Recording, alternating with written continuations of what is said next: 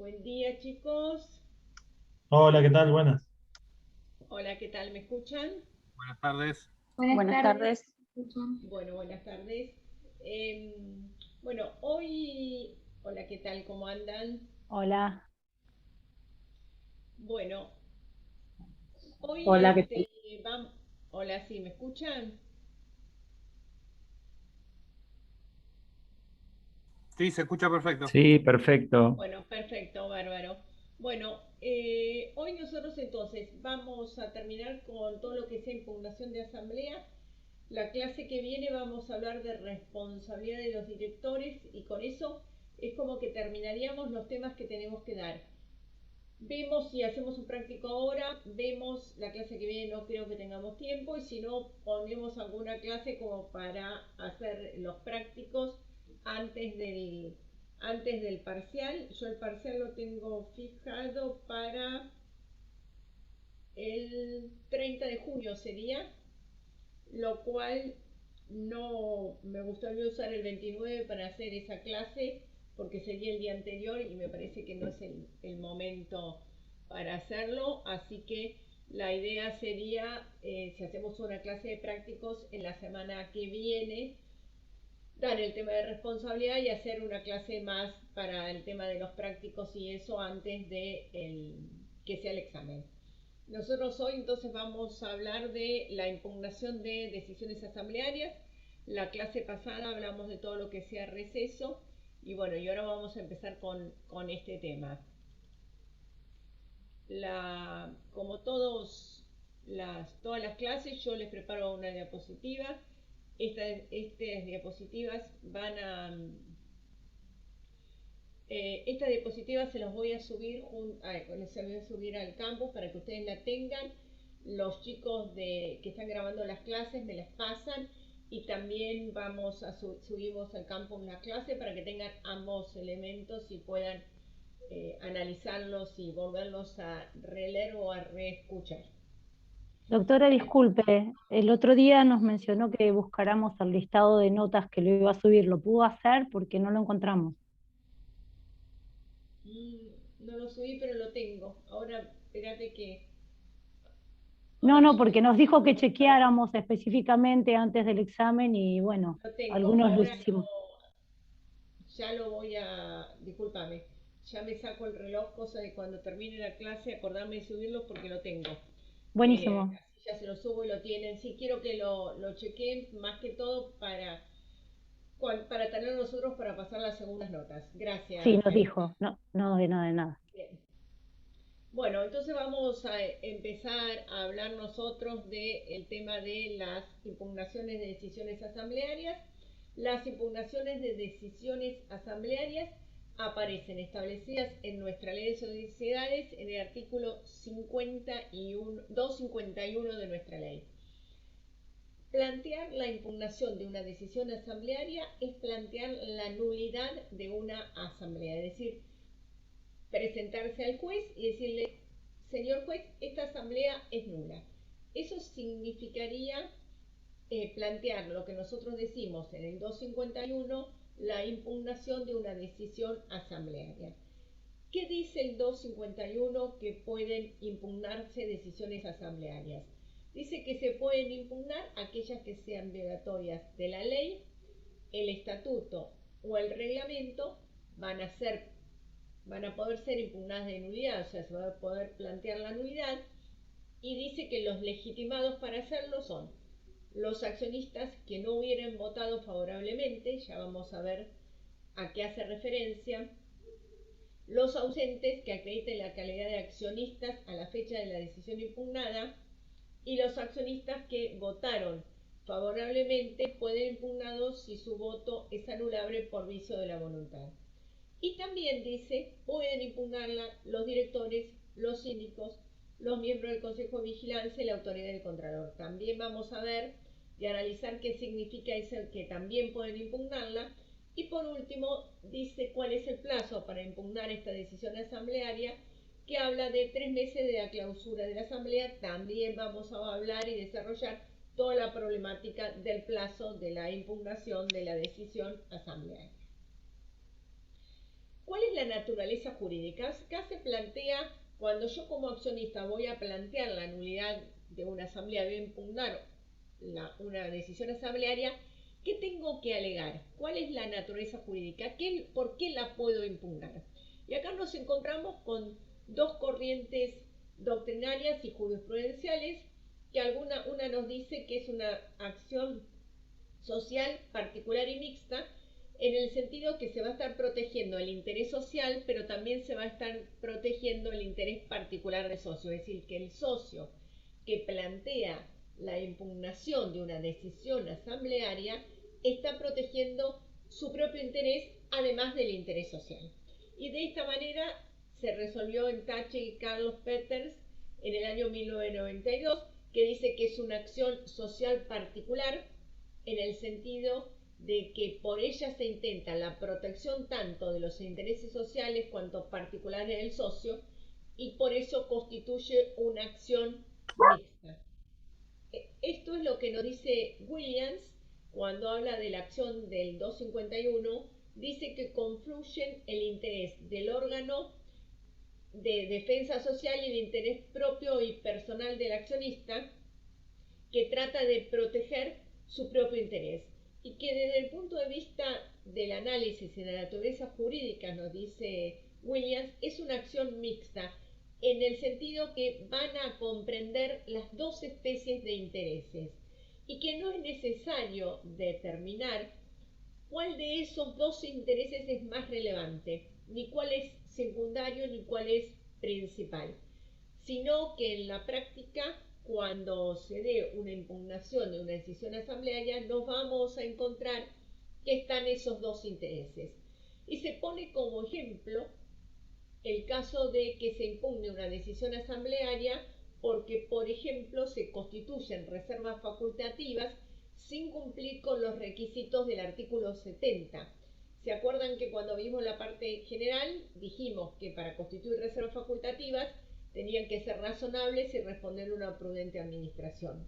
Bueno, se pone como ejemplo, si yo impugno una decisión asamblearia porque se constituyen reservas facultativas sin cumplir con el artículo 70, esa impugnación va a estar guiada por el interés personal del socio, porque por supuesto va a querer que esas utilidades se distribuyan, pero también va a estar guiada por el interés social, en que se respete el artículo 70 y que se tomen criterios con razonabilidad y prudencia en la administración social. Es decir, que vamos a tener los dos intereses que convergen. Por otro lado, hay otros autores que se dice que esta impugnación de decisiones asamblearias va a estar protegiendo el interés social, es decir, el interés de la sociedad es el que va a estar protegiendo, y de esta manera se resolvió en los Lagartos Country Club en la sala B en el año 95, diciendo que es la impugnación de decisiones asamblearias se va a tomar constituyendo y protegiendo el interés de la sociedad, el interés social ut singuli, solamente el interés social. Y de esta manera es lo que manifiesta Nissen. En la práctica, cuando nosotros planteamos la impugnación de una decisión asamblearia, que es muy común cuando hay un conflicto societario, que el accionista minoritario plantee la impugnación de una decisión asamblearia, se presenta y le dice al juez que va a impugnar la decisión asamblearia porque tomó esta decisión que es contraria al interés social, porque está perjudicando a la sociedad, pero también alega y alegamos algún perjuicio personal. ¿Por qué alegamos algún perjuicio personal? Porque por lo general los accionistas van a impugnar porque se ven perjudicados en forma directa a ellos, si no, no van a estar planteando la impugnación de una decisión asamblearia.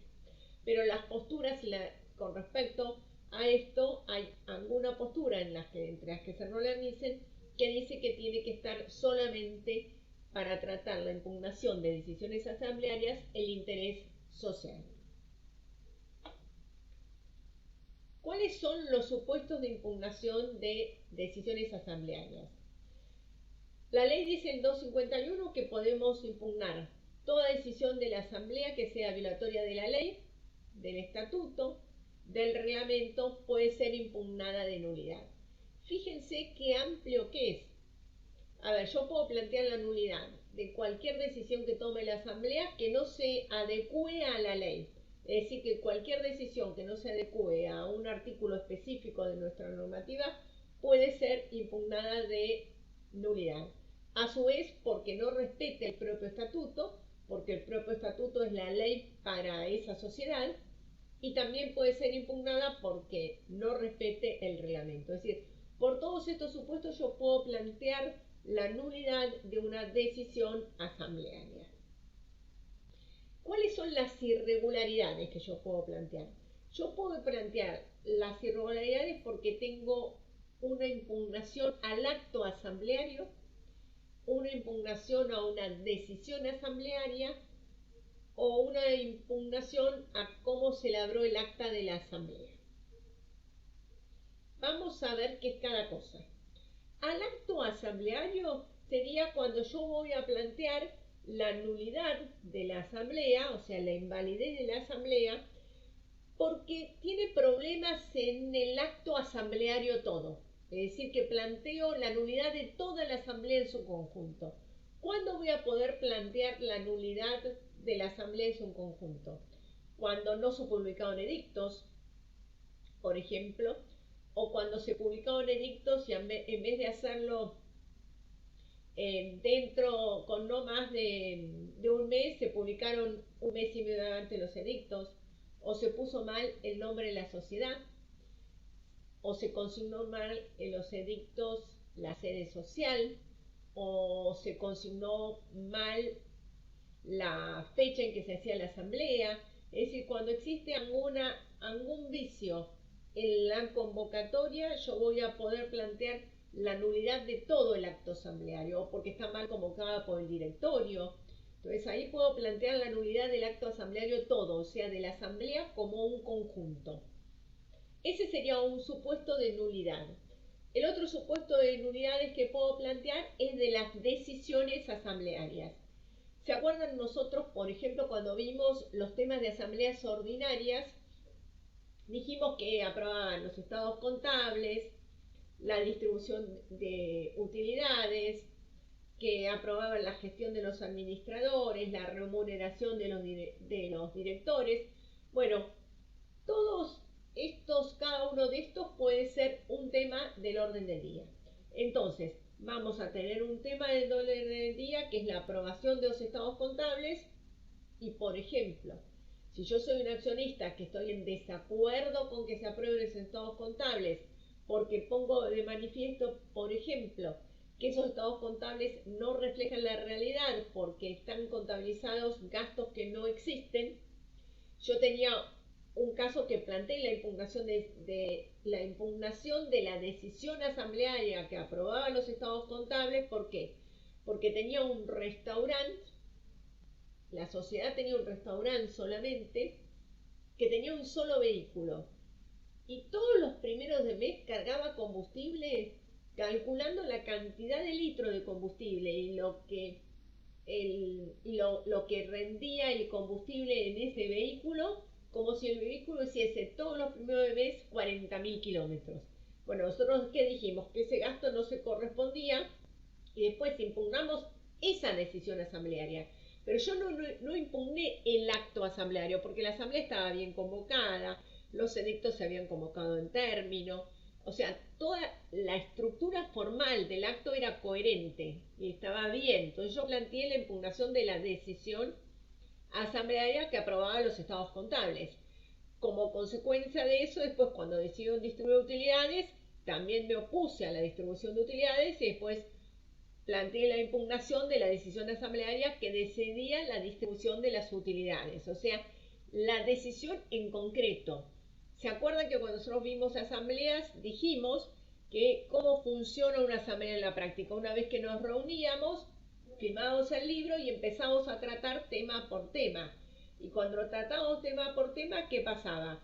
Tratábamos un tema, decíamos cómo votaba yo, cómo votaba Ernesto, Karina, Gabriela, cada uno iba diciendo cómo votaba y después el presidente del directorio decía que se aprobaba tal decisión con tantos votos y con tantos votos a favor y que había tantos votos en contra. Bueno, eso que yo iba diciendo es lo que yo voy a impugnar, esa decisión asamblearia. ¿Cuál? Voy a impugnar la decisión asamblearia que considere que estoy legitimada para hacerla. Por ejemplo, podría impugnar la decisión asamblearia que decía la constitución de reservas facultativas si efectivamente no se cumple con el artículo 70 de la ley, o la decisión asamblearia que decide la distribución de las utilidades si en realidad no se cumple con el artículo 68, o si la decisión que decide la remuneración de los directores si se hace en exceso del 261 y no estaba previsto en la publicación de dictos que se podía hacer en exceso del 261. Es decir, que yo voy a impugnar cada una de esas decisiones asamblearias. Y la tercera forma que yo puedo impugnar es el acta. ¿Por qué? También se acuerdan cuando vimos asamblea que nosotros dijimos que teníamos 5 días para elaborar el acta y que íbamos a designar cuáles eran los accionistas que estaban legitimados para elaborar el acta. Íbamos a designar a algún accionista que iba a elaborar el acta junto con el directorio, 2 accionistas. Bueno, si después el acta no refleja la realidad de lo que pasó en la asamblea, yo voy a impugnar el acta asamblearia. Lo más difícil de impugnar es el acta asamblearia. ¿Por qué? Porque si yo no fui con un escribano, ¿cómo hago para probar que efectivamente no es lo que se elaboró en la asamblea? También decimos nosotros que es lo más difícil. Hoy por hoy tenemos más elementos de prueba porque perfectamente nosotros lo vamos a encontrar que podemos no ir con un escribano, pero dejar constancia que vamos a estar grabando en un celular el acta de la asamblea y después decir, bueno, vamos a ofrecer como prueba esa acta que se grabó. Es decir, fíjense que cuando yo hablo de impugnación de decisiones asamblearias, estoy hablando de todo el acto asambleario, estoy hablando de cada decisión, tengo 5 puntos del orden del día, de cada uno de los puntos del orden del día, o del acta de asamblea. Eso sería lo que yo puedo estar impugnando cuando hablo de impugnación de decisiones asamblearias en los términos del 251 de nuestra ley de sociedades. Bien, acá ya hablamos de cada uno de ellos. Fíjense, impugnación del acto asambleario, que es inexistencia o irregularidad en la convocatoria, falta de competencia del órgano, irregularidad en los edictos, etc. De la decisión tomada con respecto a cada uno de los puntos del orden del día, o de la confección del acta, que es lo que nosotros ya desarrollamos. ¿Quiénes están legitimados? Bueno, con respecto a quienes están legitimados para impugnar la asamblea, la ley dice que están legitimados todos los accionistas que no hubieran votado favorablemente la respectiva decisión. Entonces, al decir que no hubieran votado favorablemente la respectiva decisión, en el caso de la impugnación de asamblea, los abstenidos quedan legitimados. ¿Se acuerdan que cuando vimos derecho de receso, dijimos que estaban legitimados para receder aquellos que estuvieron presentes y votaron en contra, y los ausentes que acrediten el carácter de accionista al momento de la asamblea? Acá dicen los que no hubieran votado favorablemente. Entonces, como el abstenido no votó, el abstenido estaría facultado para impugnar una decisión asamblearia. Y también van a estar legitimados aquellos que estaban presentes en la asamblea y antes de tomar esta decisión se fueron.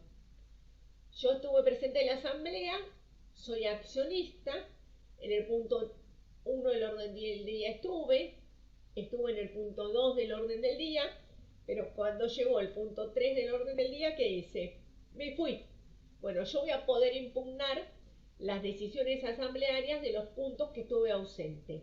¿Por qué voy a poder impugnar las decisiones asamblearias de los puntos que estuve ausente? Porque en realidad es como hubiese estado abstenido, porque me fui y no voté favorablemente. Los ausentes van a poder impugnarlo, pero tienen que acreditar la calidad de accionista a la fecha de la decisión impugnada. Y esto es así porque, sí. Y el accionista que se fue, deja constancia que se fue, porque si no, ¿cómo consta que no estuvo en ese punto que se votó? ¿Tiene que dejar constancia?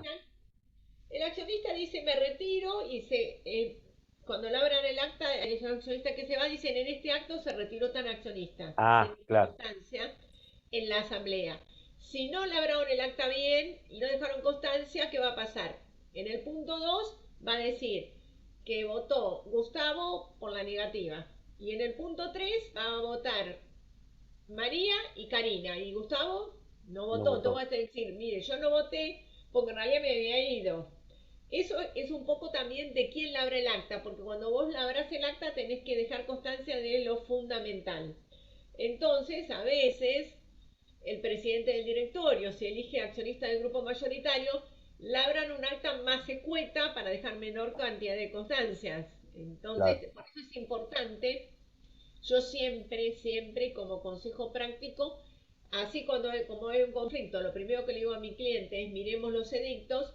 También cuando voy a una asamblea, trato que del accionista, o sea, de que mi cliente, el accionista, siempre firme el acta.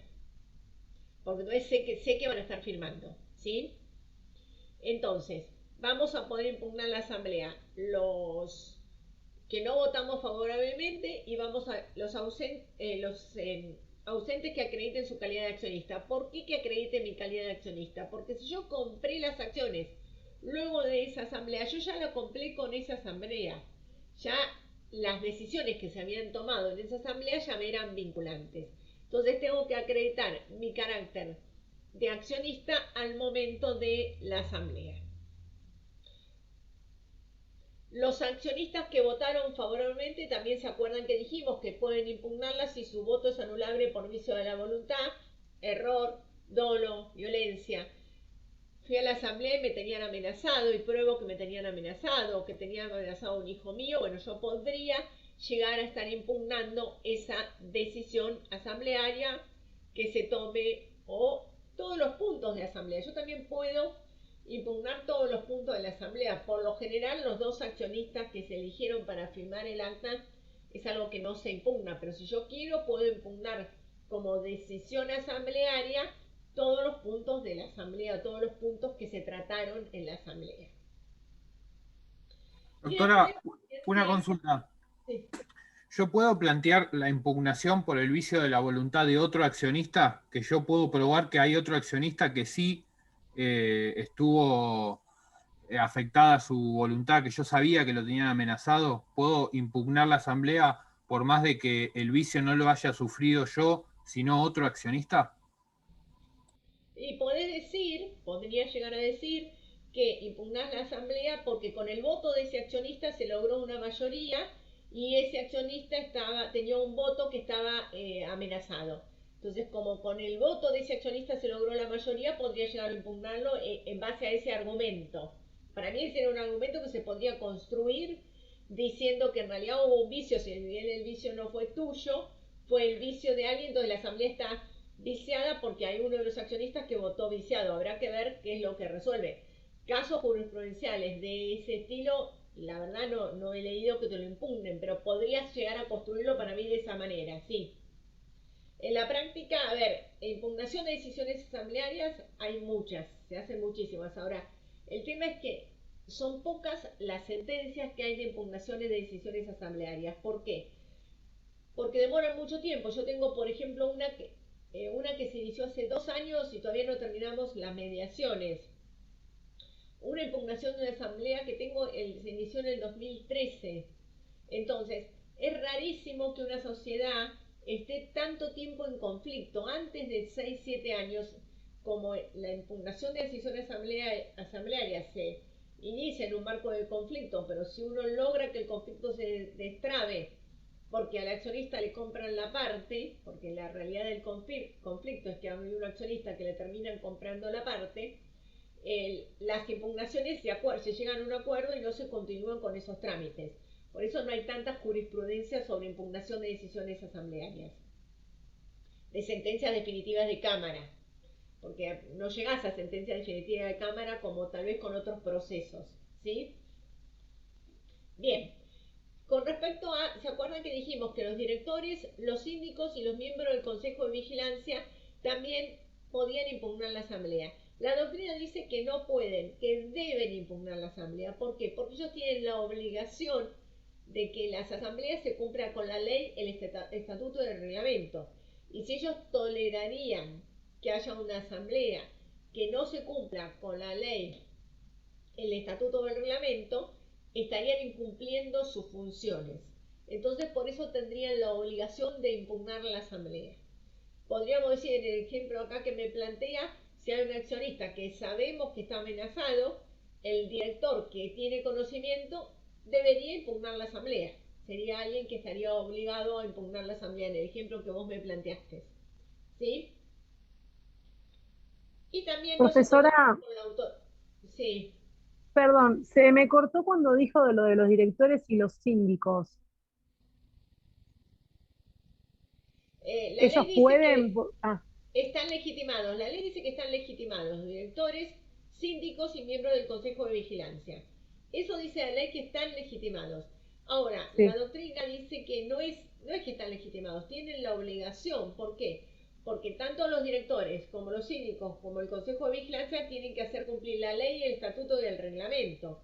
Entonces, si hay una asamblea que toma decisiones que es violatoria de la ley, el estatuto o el reglamento, no es que tienen la facultad, tienen la obligación. Están obligados. Porque si no estarían actuando pasivos de acción de responsabilidad, porque estarían incumpliendo sus obligaciones. ¿Sí? Perfecto. Gracias. No, por favor.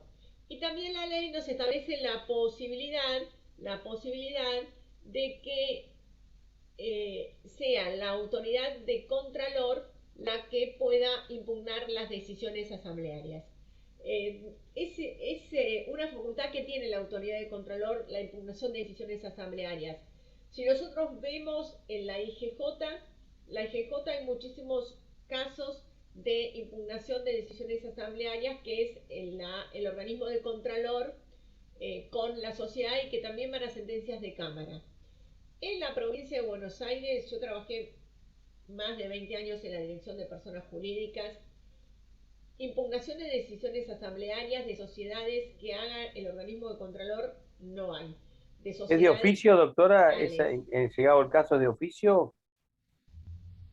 La Inspección General de Justicia la hace de oficio, sí. En Capital los hacen de oficio. Acá no. De hecho, a ver, si yo tengo un conflicto societario, no voy a pedir al organismo de contralor que impugne la decisión asamblearia. Yo voy a ir directamente a sede judicial. El organismo de provincia no impugnan decisiones asamblearias en lo que sea sociedades generales, ¿sí? Ahora, si yo estoy hablando de asociaciones civiles y de fundaciones, en provincia de Buenos Aires ya ahí se manejan con mayor control, y puede haber supuestos donde el organismo de contralor, hay algunos casos, no es que hay muchísimos, pero hay algunos casos donde el organismo de contralor ha tomado una actitud mucho más activa con respecto a las asambleas que se le llevan y a la inscripción y a plantear las nulidades, pero no para las sociedades generales. Esa es la experiencia que yo tengo para provincia de Buenos Aires, ¿sí? Bien, entonces acá tenemos, por un lado tenemos qué podemos impugnar, y por otro lado tenemos quiénes están legitimados para impugnar. El otro tema es, ¿necesito un porcentaje para impugnar una decisión asamblearia? La ley en ningún momento dice que yo necesite un porcentaje para impugnar una decisión asamblearia. De hecho, yo puedo impugnar una decisión asamblearia y aunque sea minoría, igual puedo llegar a impugnar la decisión asamblearia. No tengo que tener una mayoría para poder impugnar una decisión asamblearia. Es decir, que yo, con el porcentaje que quiera, voy a estar legitimado para impugnar la decisión asamblearia, y ya dijimos que los adquirentes no estaban legitimados para impugnar la decisión asamblearia porque cuando adquirieron su participación ya esa asamblea se había celebrado. Los accionistas con acciones preferidas sin derecho a voto.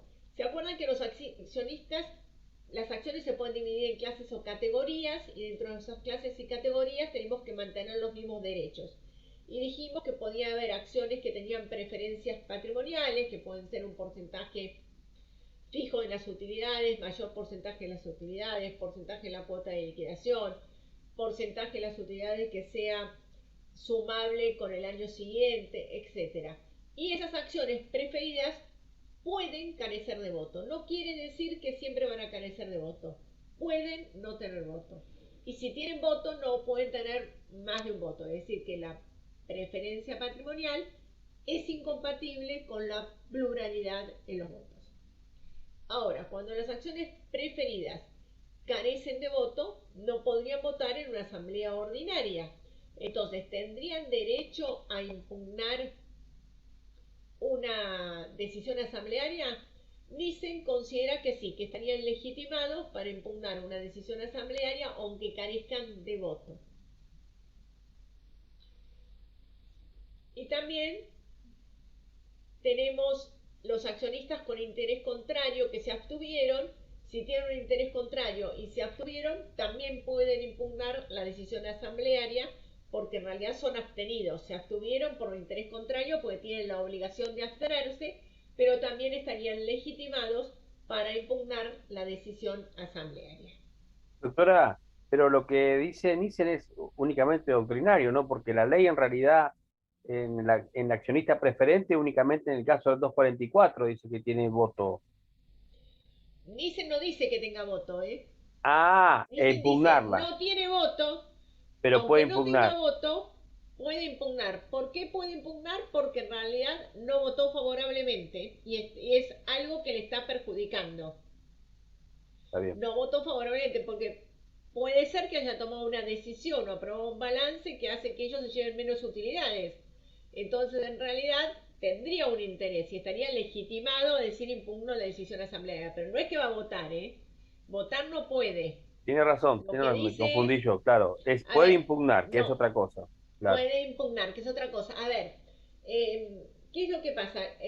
Cuando ustedes trabajen en la práctica en derecho societario, van a ver que si bien les parece que la ley prevé todas las alternativas que se van a dar, les aseguro que en la práctica siempre hay alternativas que no están previstas por el legislador y dicen, uy, ¿y esto cómo se resuelve? ¿Por qué? Porque no, son supuestos que no están previstos. Este sería, por ejemplo, un supuesto que no estaría previsto. Vieron que Nissen siempre está a favor del accionista minoritario y tratando de proteger al que está más desprotegido o más indefenso dentro del marco del conflicto. ¿Sí? Bien, entonces, ¿qué podemos impugnar? ¿Quiénes son los que pueden impugnar? ¿Cómo se van a clasificar las asambleas? Acá tenemos un problema con respecto a esta clasificación de las asambleas.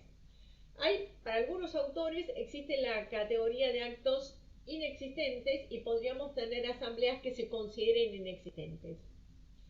Nissen también dice que en realidad los problemas de convocatoria de asamblea no podrían ser dentro del marco de actos inexistentes, sino que entrarían dentro del marco de nulidades absolutas. Hay algunos doctrinarios que dicen que podríamos tener la categoría de asambleas inexistentes.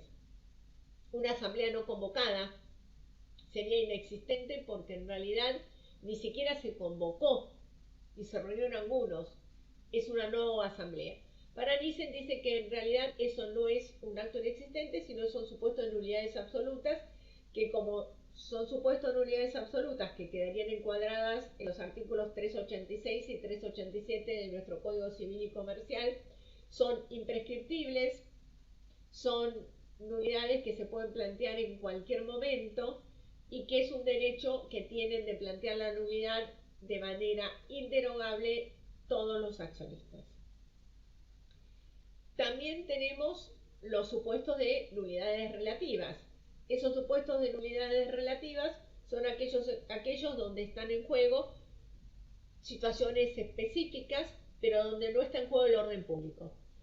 Y para algunos autores hay que diferenciar lo que son los supuestos de las normas imperativas del derecho societario de las normas de orden público. Las normas de orden público son inderogables, inmodificables, y las normas imperativas del derecho societario es donde quedarían encuadradas entonces para estos autores las nulidades relativas. Es decir, que dentro del marco del derecho societario nosotros nos vamos a encontrar que algunos dicen que existe la categoría de actos inexistentes, otros dicen que tenemos nulidades absolutas y nulidades relativas, y que las nulidades absolutas quedan encuadradas en el Código Civil y Comercial y por lo tanto son imprescriptibles, no inderogables, y las nulidades relativas quedan encuadradas en el 251 de nuestra ley, y el plazo para plantear la nulidad de 3 meses es solamente para las nulidades relativas. Y para otros autores dicen que todas las nulidades, tanto absolutas como relativas, quedan encuadradas en el artículo 251, y que es más, antes la ley hablaba que el plazo era un plazo de 6 meses y se redujo a 3 meses y se sacó el término nulidades absolutas para que efectivamente quedasen todas comprendidas dentro del 251 por un tema de seguridad jurídica, porque hay que darle un plazo, un acotamiento a cuándo se puede plantear esa nulidad, porque la sociedad se maneja en el mercado, la sociedad interacciona con terceros, los accionistas hizo un aumento de capital, transfieren acciones, entonces no podemos estar con supuestos de nulidades imprescriptibles o supuestos que en cualquier momento se pueden plantear nulidades. Estos son diferentes posturas que vamos a tener. Lo que sí tenemos claro es que las nulidades societarias de impugnación de decisiones asamblearias, como cualquier otra nulidad societaria, va a producir efectos para un futuro y que no pueden perjudicar los derechos de los terceros. Es decir, que cuando se decidan una nulidad societaria, no vamos a poder perjudicar los derechos de los terceros. Entonces, fíjense, para algunos doctrinarios quedan comprendidos dentro del 251 y con el plazo de impugnación de 3 meses todos los supuestos de nulidades absolutas, y de esta manera piensan Dazo, Fargosi y Williams.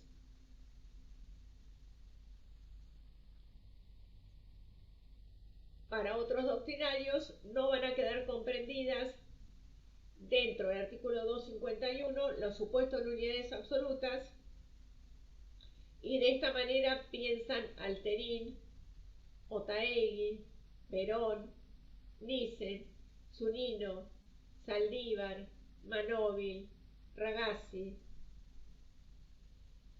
Sassot, Betes, Sassot, Rovira, y por lo tanto son imprescriptibles e inconfirmables. Y también tendríamos que diferenciar aquellas que son normas, donde están en juego normas de orden público y donde están en juego normas imperativas del derecho societario. Algunas jurisprudencias seguramente ya vieron, y vamos a ver algunos cómo la jurisprudencia va considerando los diferentes casos, a ver si están en juego o no normas de orden público o cuáles se aplican el artículo 251 y cuáles se pueden aplicar otros artículos para resolver la problemática de las nulidades societarias. Junto con, si entran en juego dentro del 251 las nulidades absolutas, se plantea si efectivamente el plazo que nosotros tenemos de 3 meses para iniciar la impugnación de decisión asamblearia es un plazo de caducidad o es un plazo de prescripción. Para algunos autores se dice que es un plazo de prescripción y puede ser suspendida, solo proviene de la ley. Si es un plazo de prescripción, poder ser prolongada, puede ser pronunciada solicitud de parte, puede ampliarse la demanda después de impugnar la decisión asamblearia. Este es un tema importante cuando nosotros impugnamos una decisión. Si nosotros nos enrolamos en la doctrina que es de prescripción, yo puedo impugnar la asamblea, impugno la asamblea y digo que reservo de ampliar.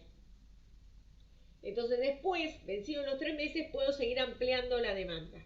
Si el plazo es de caducidad, no se puede ampliar la demanda y no se suspende por la feria. Es decir, que si a mí los 3 meses me vence el 15 de enero, yo tengo que iniciar la asamblea antes de los 3 meses porque no se me vence la feria.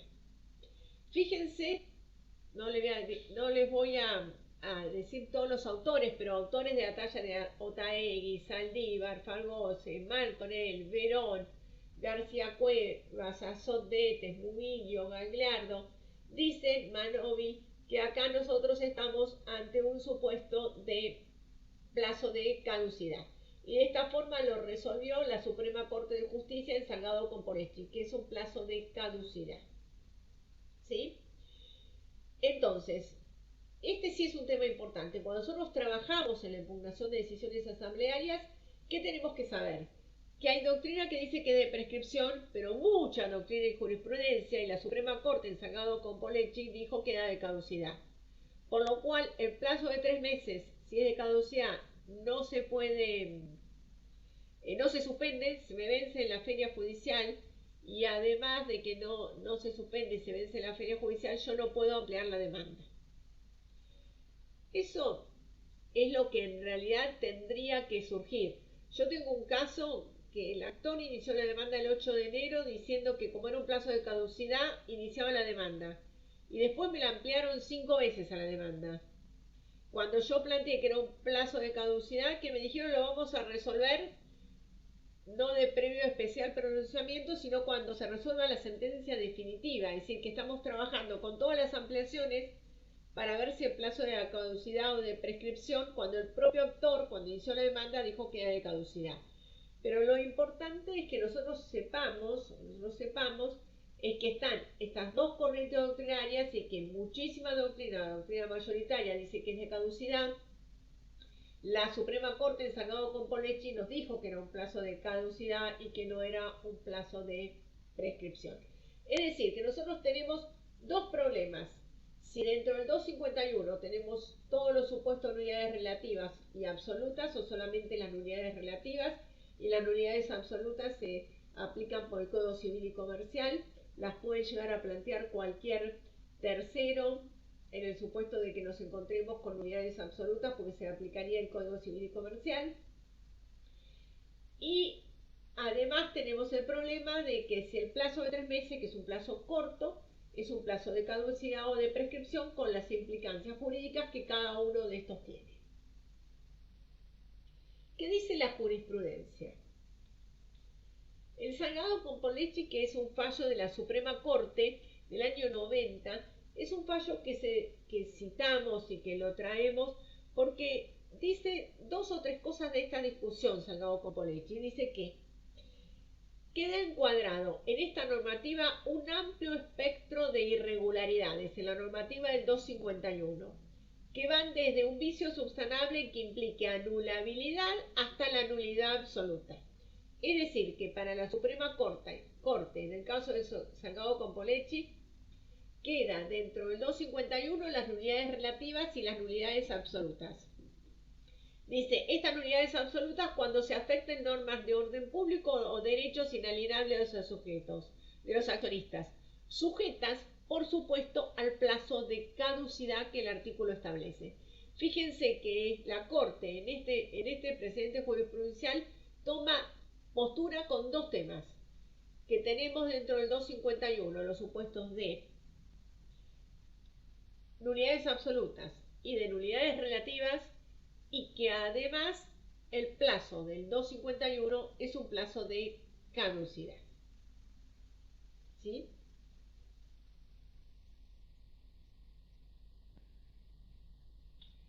En Perea con Pampagro también se plantea la problemática de la impugnación de decisiones asamblearias y este fallo es muy probable que ya lo hayan visto cuando vieron aumento de capital, que se plantea si los aumentos de capital son cuestión judiciable o no, o sea, si yo puedo plantear y decir al señor juez, este aumento de capital no es necesario para la sociedad, se hizo al solo efecto de perjudicarme a mí como accionista y el juez analizar si efectivamente el aumento del capital era o no necesario. Y en este caso se dijo que solamente en los supuestos de arbitrariedad extrema o irracionalidad dañosa, el juez iba a analizar si los aumentos de capital eran necesarios o no, porque en principio esto es algo que tiene que ser juzgado restrictivamente y es una cuestión de política empresaria los aumentos de capital. Es decir, que en este caso, sobre impugnación de decisiones asamblearias en el año 89, ese era el criterio que nosotros teníamos con respecto a los aumentos de capital. Criterio que ya deben haber visto y que algunos fallitos, algunas resoluciones jurisprudenciales nosotros vamos a ver ahora cómo juegan con la impugnación de decisiones asamblearias, que también algunos van a ser de aumentos de capital. ¿Por qué de aumento de capital?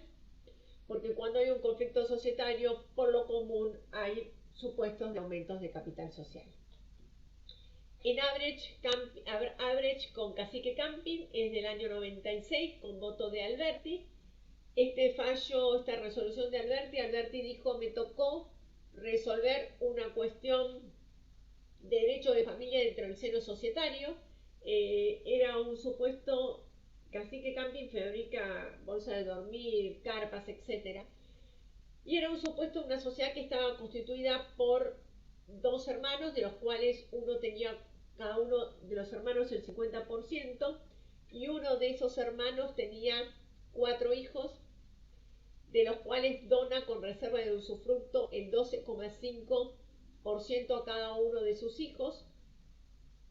Los 2 primeros eran de un primer matrimonio y trabajan en la empresa. Los 2 segundos eran de un segundo matrimonio y no trabajan en la empresa. Y surge de la causa que uno era clérigo y la chica tenía una capacidad diferente. De esta situación que se plantea, se hace un aumento de capital por el cual se eleva el capital social de 25.000 australes a 100.000, y en el transcurso, desde que se hizo el aumento de capital hasta la asamblea, se distribuye en concepto de utilidades esos 100.000 australes. Pero esta elevación del capital social hace que los 2 hermanos más grandes que trabajaban en la empresa suscriban el aumento del capital y ejerzan el derecho de crecer por lo que sus hermanos más chicos no habían ejercido, el derecho de suscripción preferente, y hace que los 2 más chicos, en vez de tener el 12,5%, se queden con algo del 4%, y los más grandes acrezcan y mejoren su participación. Y en este caso, fíjense que cuando se impugna la asamblea se había vencido en exceso el plazo de los 3 meses, y Alberti dice que se considera que esta acción escapaba del límite temporal del 251 y que había sido tempestivamente impugnada dentro de 2 años contados desde que el dolo o falsa causa hubiesen sido conocidos por los afectados por la aplicación del 40-30 del Código Civil. Entonces, fíjense cómo en este caso, donde Alberti advierte que se había hecho un aumento de capital para licuar alguna participación y que impugnan excedido el plazo de 3 meses, dice que esto no se encuentra reglamentado dentro del 251. Y lo mismo se decide en Achinelli y Alberto con Agropecuaria de los Remolinos en la sala E. ¿Sí? Estos 2 fallos, entonces estos 2 presentes jurisprudenciales nos dicen que este supuesto de aumento de capital, el plazo de la impugnación de la decisión asamblearia no se aplicaría el del 251. En Block Susana con frigorífico Block también se va a hacer es un aumento de capital. Susana Block tenía el 50% del capital y el hermano tenía el otro 50%. Se hace una asamblea donde se hace la publicación de edictos y se hace una maniobra por el cual Susana Block no se entera, si bien había causas penales, no se entera, y luego impugna la decisión asamblearia que la había dejado con algo así del 1%, y en ese caso la Cámara, cuando resuelve, dice que la desestimación de la acción de nulidad respecto a las decisiones adoptadas, por cuanto una asamblea válidamente convocada puede igualmente adoptar resoluciones viciadas. Fíjense que me dice, la asamblea fue válida, se convocó bien, no decimos nada de la asamblea como tal, pero sí de la resolución de la decisión asamblearia, entre otros motivos, por resultar violatorias del deber de lealtad.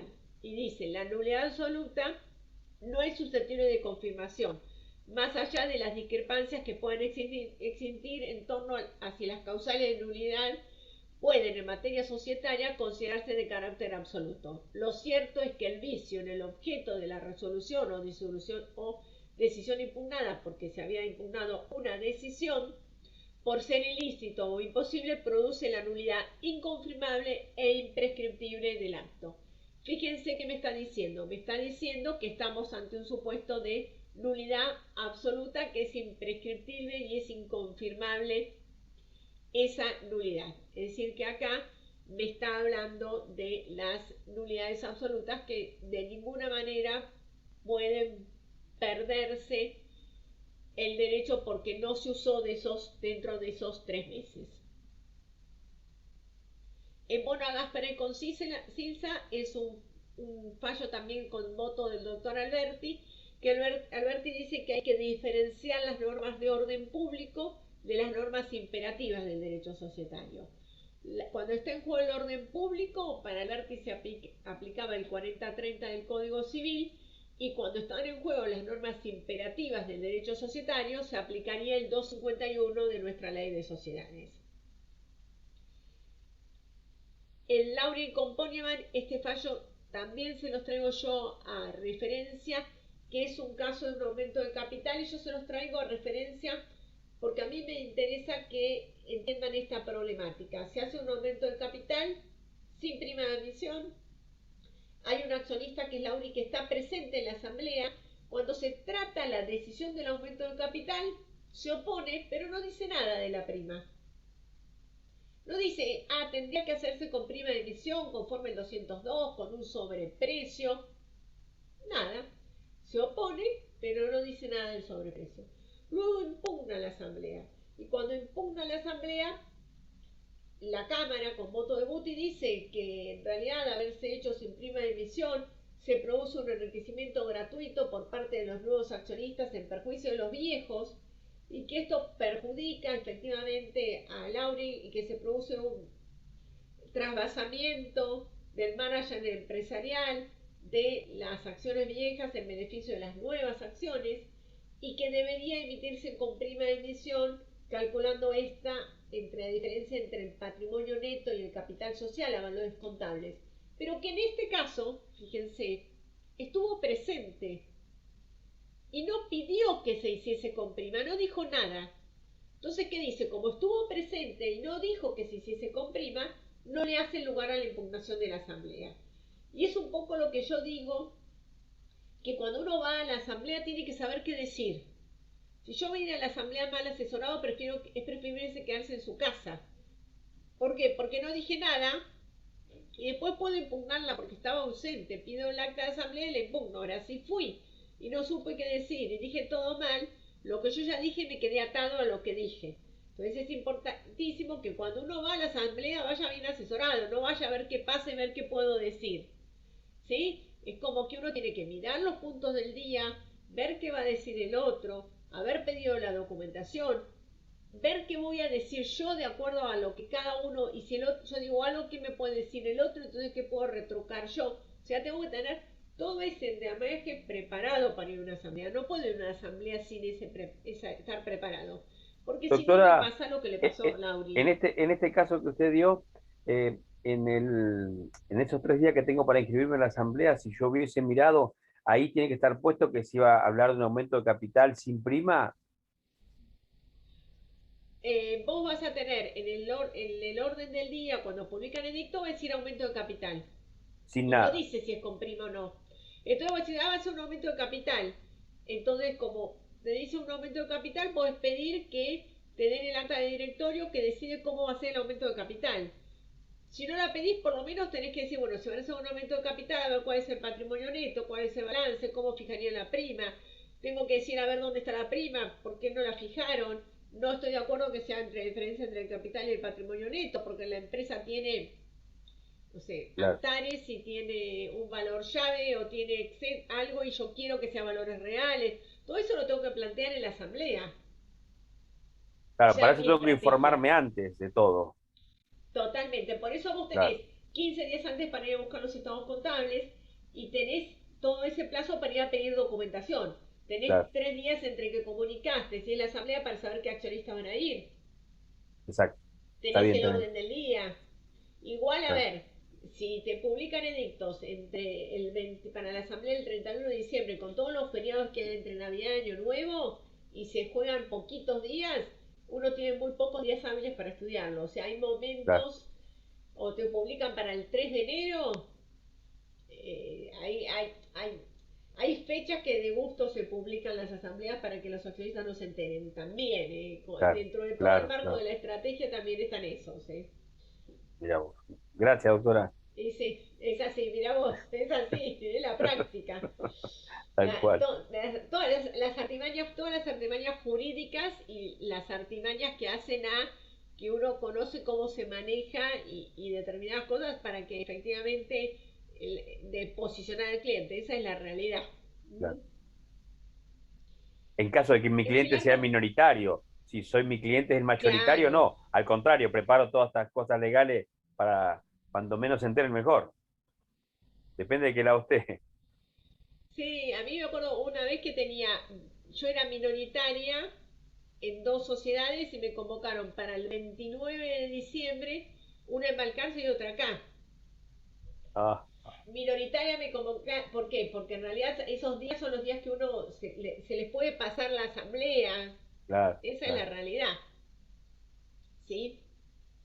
Bien, el Gilarco mandatario rural es un caso donde lo que se plantea acá se modifica el estatuto para establecer la posibilidad de que se pueda aumentar el capital hasta el quíntuplo por asamblea ordinaria, y en ese caso se plantea cuándo el accionista se ve perjudicado y qué es lo que tiene que plantear.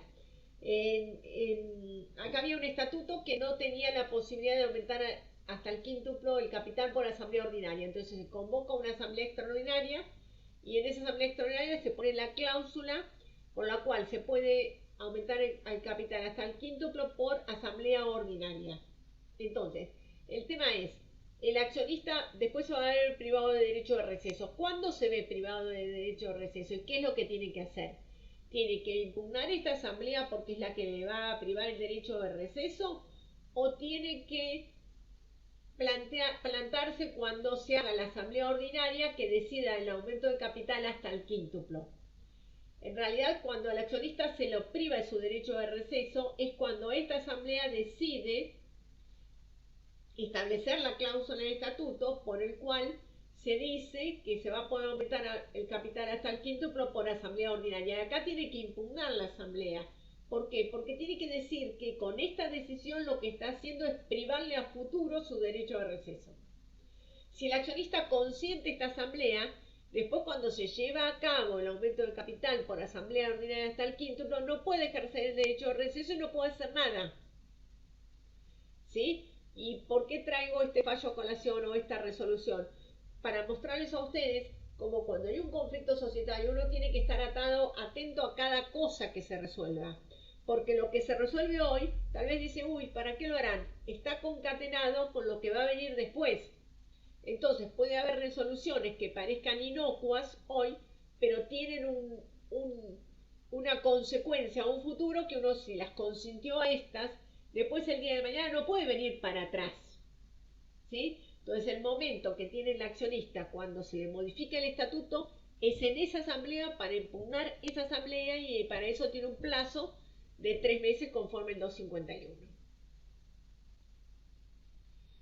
En el caso de la Corte Suprema de Justicia de la Nación, en provincia de Chubut, con centrales térmicas patagónicas, Sociedad Anónima, del 7 de diciembre del 2001, dice que hay supuestos que quedan excluidos del ámbito del 251, siendo imprescriptibles las acciones judiciales tendientes a dejarlas sin efectos, y resuelve de esta manera diciendo que si el acto, un acto que es inmoral, siempre va a seguir siendo inmoral, contrario al orden público o carente de las formas indispensables a su existencia.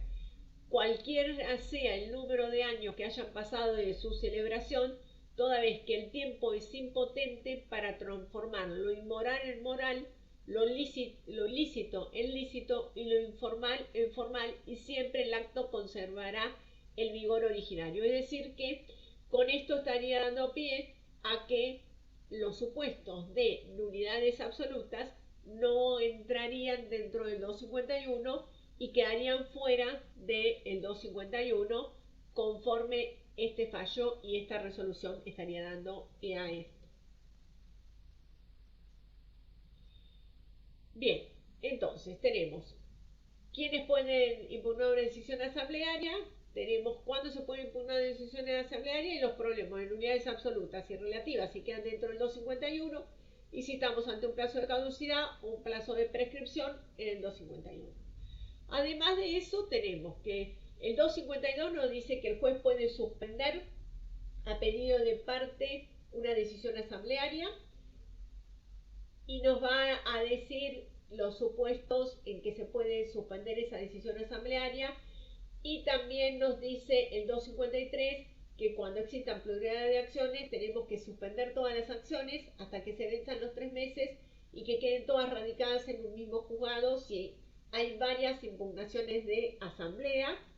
Y el 254 nos habla que los accionistas que votaron favorablemente a las resoluciones que se declaren nulas van a responder en forma ilimitada y solidaria por las consecuencias de las mismas.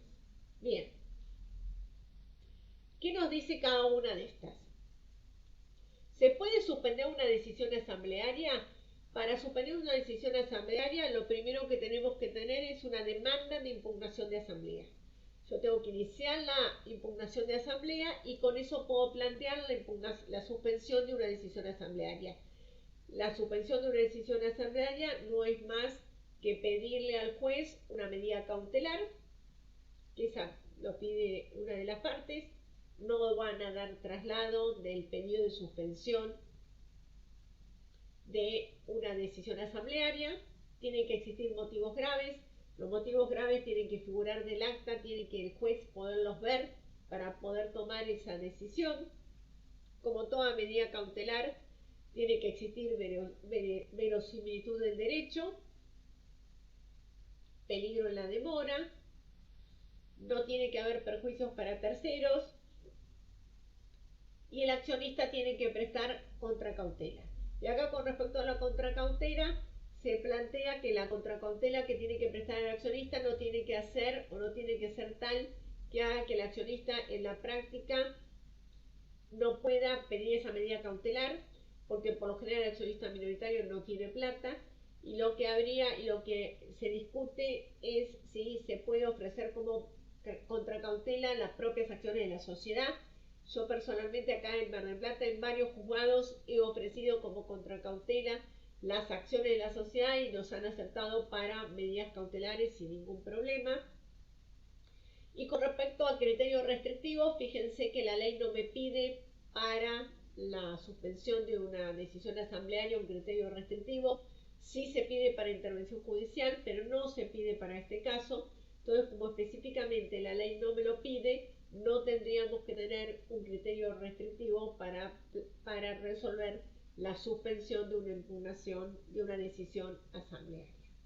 Es importante cuando nosotros pedimos la suspensión de la decisión asamblearia, ¿qué es lo que estamos pidiendo?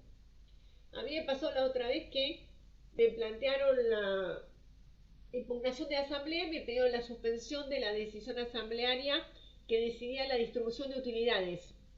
Entonces, nosotros habíamos decidido como grupo mayoritario distribuir utilidades.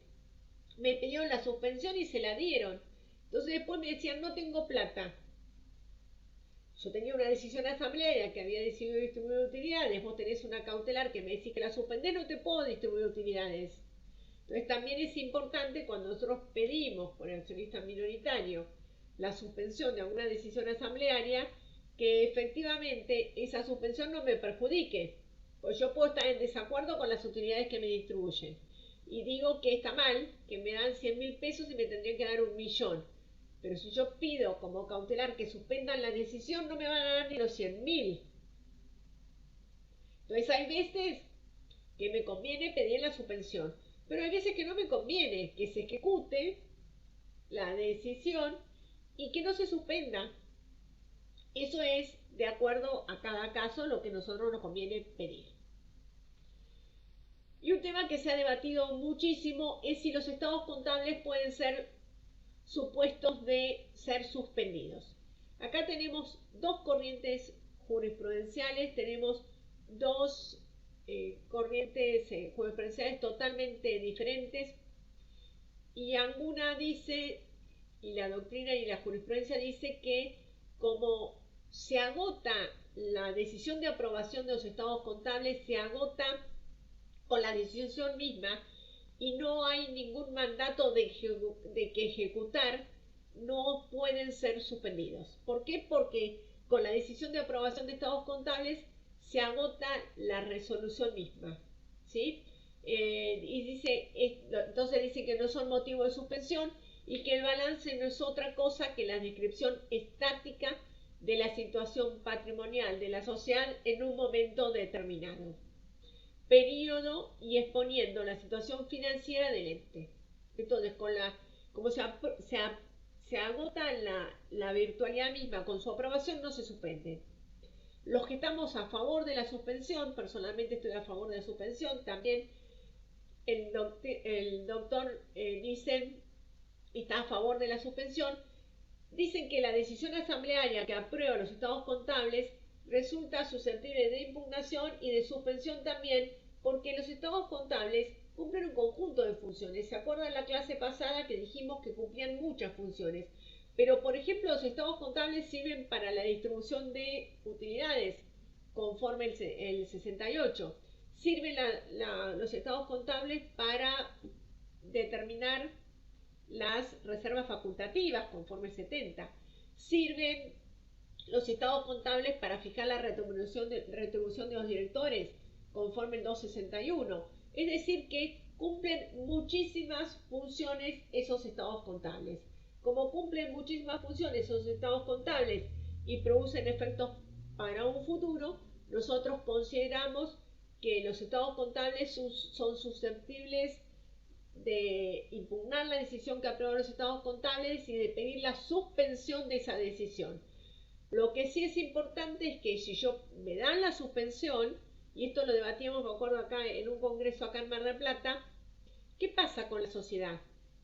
Quedan suspendidos los estados contables que cerraron el 31 de diciembre del 2020 y la sociedad no puede llevar más contabilidad, porque como tienen suspendidos estos, no va a poder hacer más balances hasta que se resuelva qué pase con estos.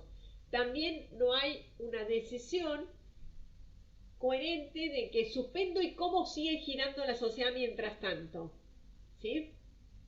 Que en realidad cuando se debatió acá, los doctrinarios que estábamos a favor de que hay que suspender esa decisión porque no puede seguirse ejecutando esa decisión, decían que no había una resolución de cómo hacía la sociedad para seguir funcionando o girando. Hay alguna jurisprudencia que dice que para poder suspender la decisión tiene que no estar ejecutada, porque eso surgiría del 252.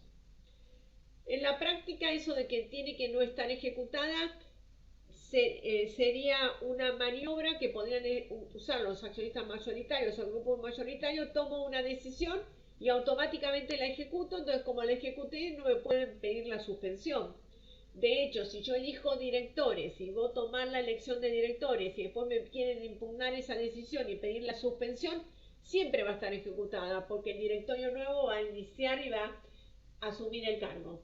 Es decir, que esa decisión de que no debe estar ejecutada es una decisión que hay doctrina que no está de acuerdo y que aparentemente no surgiría del 252.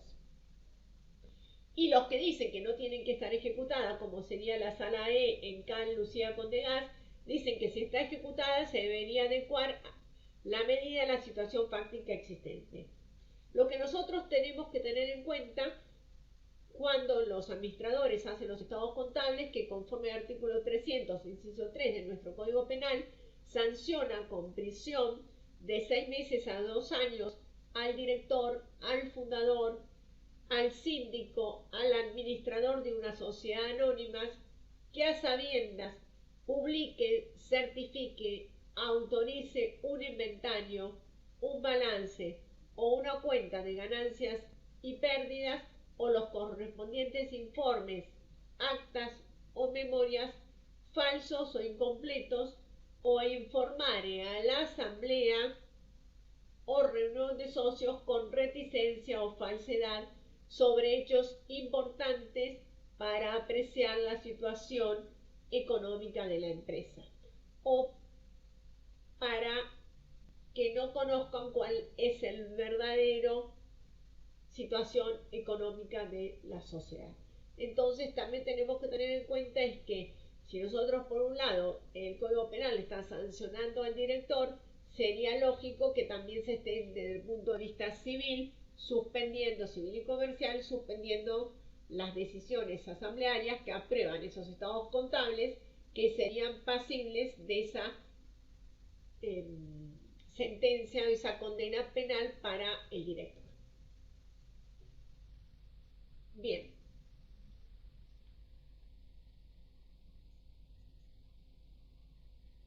Acá tenemos otra resolución que es del agosto del 2019 de la Sala D, Jorge Ramón Ricardo con Ingenio Río Grande, donde se plantea la distribución de resultados y se dice que la solicitud cautelar de suspender la decisión adoptada en una asamblea impugnada en nulidad en cuanto decidió el destino de los resultados y la distribución de los dividendos es procedente, es decir, que da lugar a la suspensión de la decisión asamblearia que decide el destino de los resultados y la distribución de los dividendos.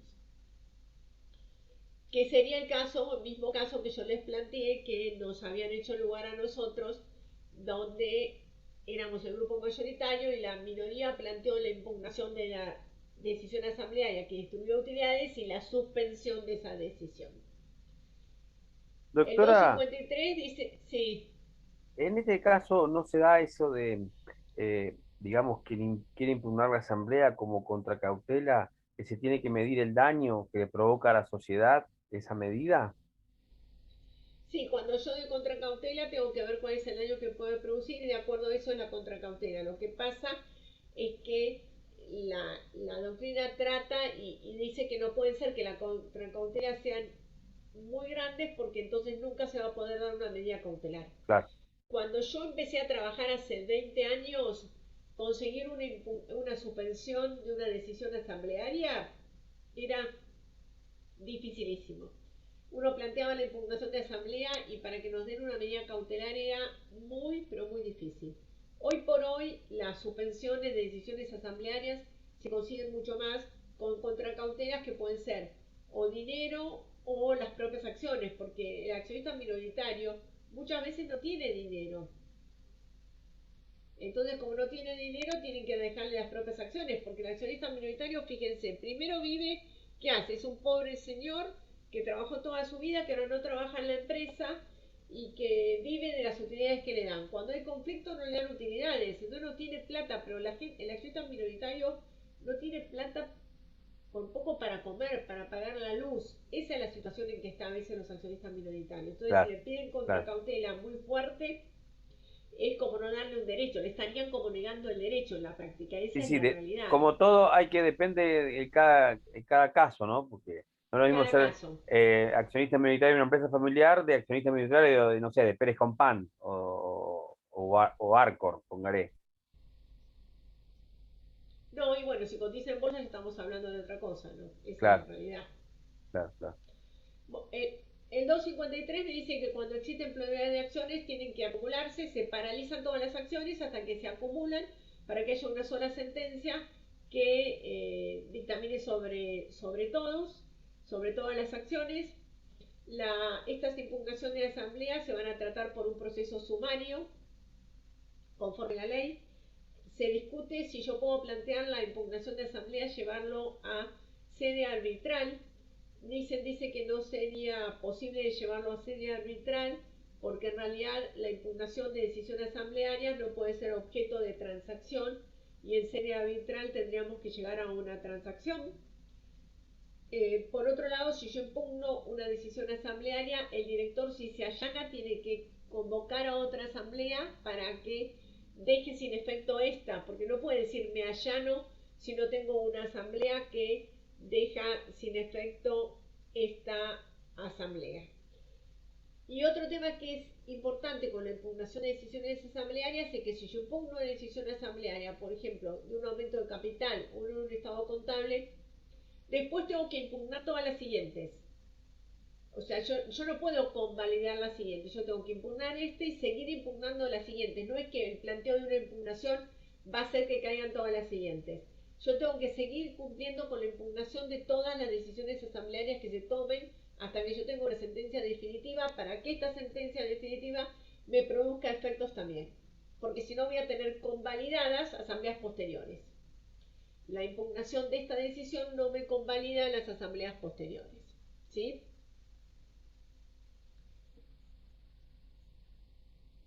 Y un poco creo que alguien me preguntó en esta clase, el 254 habla de los accionistas que votaron favorablemente, las resoluciones que se declaren nulas van a responder en forma ilimitada y solidariamente por las consecuencias de las mismas si con su voto se logró la mayoría. Y en este caso la responsabilidad que van a tener van a ser conforme el Código Civil y Comercial.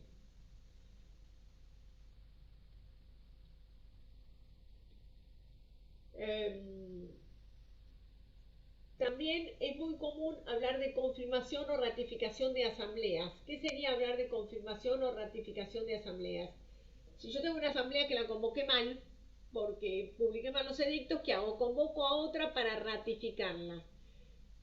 Está bien que yo puedo convocar a otra para ratificarla, pero no puedo decir, si yo convoqué mal en la asamblea para el 30 de mayo, no puedo decir que voy a convocar a asamblea para ratificar la de 30 de mayo. Yo tengo que convocar a asamblea para ratificar la de 30 de mayo, pero tengo que decir cuáles son los puntos del orden del día y tratar los puntos del orden del día uno por uno.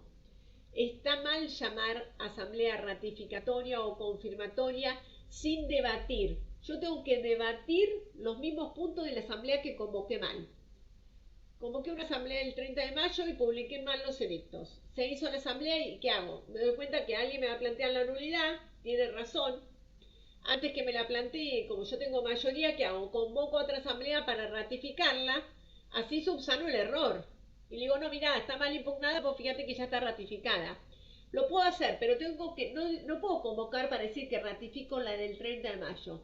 Tengo que decir que ratifico la del 30 de mayo y vamos a tratar los siguientes puntos del orden del día. Elección de los accionistas, aprobación de los estados contables, la remuneración, o sea, punto por punto los que yo ya había tratado. ¿Sí? Una asamblea para ratificar o confirmar una asamblea anterior, si no se debate cada uno de los puntos del orden del día, tampoco es válida. ¿Sí? Y por último, tenemos la problemática de la mediación obligatoria.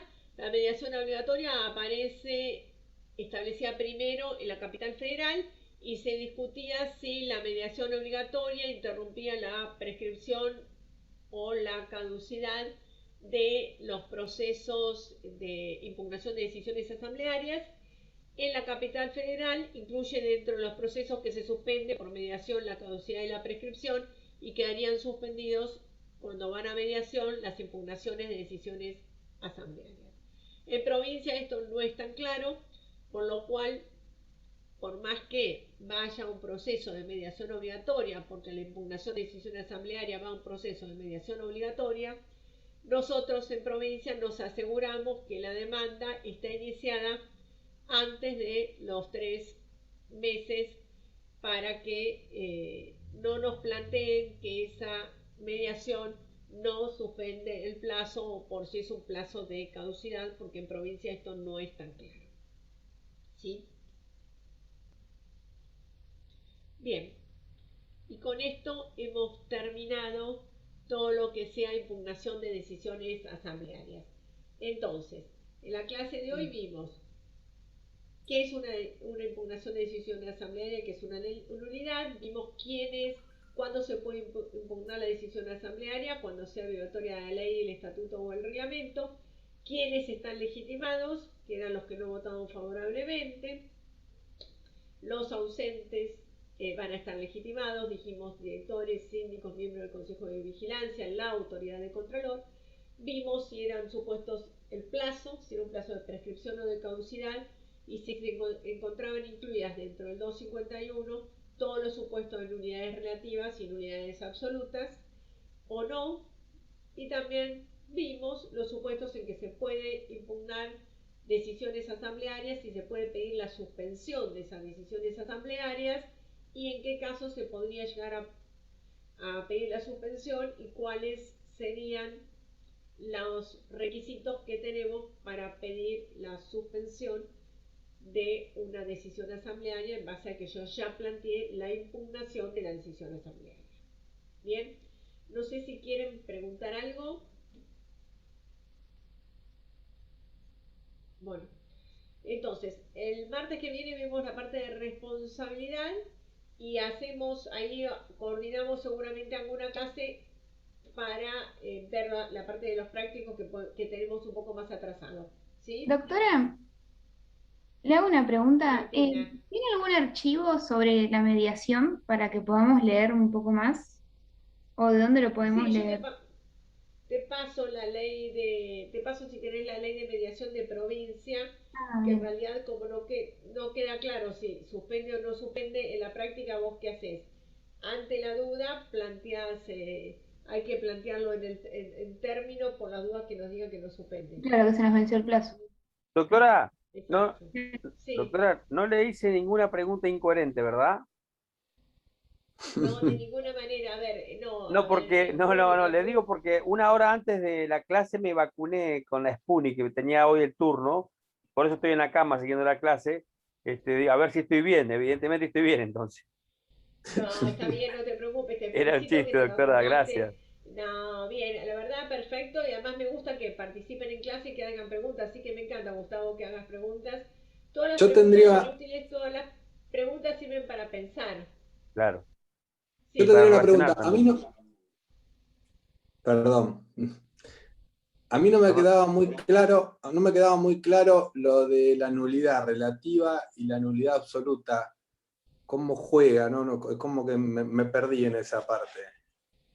Bueno, a ver, la ley de sociedades dice en el 251 que se puede impugnar la nulidad de las asambleas cuando sean violatorias de la ley, estatuto del reglamento. Lo que plantea la doctrina es si en el 251, con el plazo del 251 de 3 meses, que puede ser de caducidad o de prescripción, según doctrina o jurisprudencia, quedan encuadradas todos los supuestos de nulidades absolutas y relativas, o los supuestos de nulidades absolutas donde esté en juego el orden público, son imprescriptibles, inconfirmables, y por lo tanto yo puedo plantearlo en cualquier momento.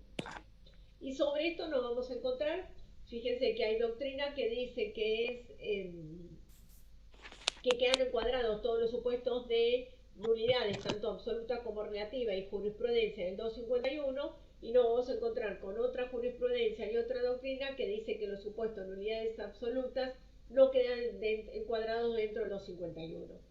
Si ustedes me dicen a mí qué es lo que yo podría decirles como experiencia práctica de leer fallos, que cuando uno ve, el juez tiene que resolver algo donde se da cuenta que está en juego el orden público, que esto es una barbaridad, y por alguna causa el accionista no lo hizo dentro de 3 meses, que es una sociedad cerrada, donde ve que en realidad se hizo esta maniobra, se hace un aumento de capital para licuar la participación y se está perjudicando, y en realidad eso es totalmente dañoso para ese accionista y algo le pasó. Y bueno, ahí la jurisprudencia dice, bueno, en este caso excepcional no entra dentro del 251. Esa es la realidad. O sea, como block. En la práctica sí, o como average con cacique camping, que te dice no entra dentro del 251. ¿Por qué lo dice Alberti? Porque, a ver, porque no lo presentaron en término, tiene que hacerles perder un derecho que era una injusticia cuando no había ningún tercero que se perjudicaba. Esa es la realidad. Cuando vos haces un aumento de capital normal y no lo haces al solo efecto de perjudicarlo, la sociedad lo necesita, etcétera, esas unidades nos van a entrar en el 251. Ahora, cuando advierten que hay algo muy grosso, muy grosero, y ahí los jueces resuelven un poco más, no tanto por la dogmática jurídica, sino porque no haya perjuicios, y ahí es donde dicen, no, son normas imperativas, está en juego el orden público, todo eso es imprescriptible, se aplica el Código Civil y Comercial. Esa sería en realidad mi experiencia de años de leer jurisprudencia. Doctora. No sé si te quedó más claro. Sí, totalmente. Sí, Marcos, bueno. Sí. Eso sería sintéticamente, ¿sí? Sí, ¿quién? Doctora. Sí, Gabriela. En los casos prácticos, en el quinto caso, falta aclarar, lo estuvimos haciendo con Gustavo, nosotros lo hicimos juntos, y sí. Falta aclarar para cuántos cargos son. Nosotros le pusimos que, en el ejemplo le pusimos que, a ver, lo habíamos tomado como si fueran 3 directores o 3 cargos a cubrir. Sí. Podrían ser 3 o se podría hacer con 6, exactamente. Yo acá que lo tengo hecho con 3 y lo tengo con 6.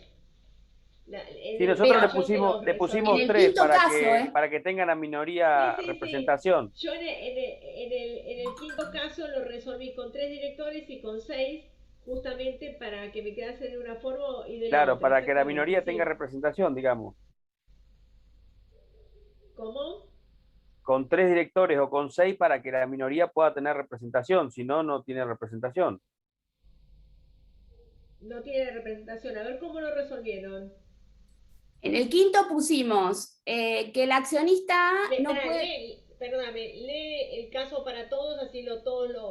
dice, veremos ahora 2 variantes en una sociedad anónima con un capital de 13.000 acciones, pero donde el accionista A cuenta con 7.500 acciones ordinarias, nominativas no endosables, y con 7.500 votos, y el accionista B cuenta con 2.500 acciones ordinarias nominativas no endosables y con 2.500 votos, y el accionista C con 3.000 acciones preferidas con dividendo fijo y sin voto. El accionista A puede votar acumulativamente y el accionista B distribuya los votos del accionista A y distribuya los votos del accionista B. ¿Quiénes resultan electos? Nosotros contestamos, el accionista A no puede votar acumulativamente porque es mayoría. El accionista B puede votar acumulativamente porque es minoritario. El accionista C no tiene importancia para la elección. En el caso de distribuir 3 directores... ¿Perdón? Sí, en el caso de 3 directores... En el caso de distribuir 3 directores, 2 serían por la mayoría y 1 por la minoría, quedando la elección 7.500 para 2 directores del accionista A y 1 director por la minoría del accionista B. En caso de empate, se aplica el inciso G. ¿Cuántos directores tendría el B? ¿Cuántos votos tendría B? No, y nos daba empate, nos daba 7.500. Por eso aplicamos... Entonces no elige. Aplicamos el inciso G del 263. Claro. ¿Y entonces quiénes entran? 2 por la mayoría y 1 por la minoría, 2 por el accionista A y 1 por entran No, los no 3 del entra. voto ordinario. Claro, en caso de empate, se tiene en cuenta solo el voto ordinario. Gana el voto ordinario. Y sí, pusimos 263 inciso G. Sí, eso lo pusiste, pero lo pusiste en la norma. Está bien el 263 inciso G, pero en la práctica lo que te dicen los chicos, que está bien lo que están diciendo los otros, es que en realidad, ¿qué dice el 263 inciso G? Que en caso de empate entre el ordinario y el acumulativo, ¿quiénes van a entrar? El elegido por Los del ordinario. Los del Entonces, ordinario. ¿quiénes entran? Los del A. Los 3 de A. Los 3 de A son. Si fuesen 3, entran los 3 del A. Claro. Si fuesen 3. Ahora, En cambio, si fuesen 6, entran 4 y 2.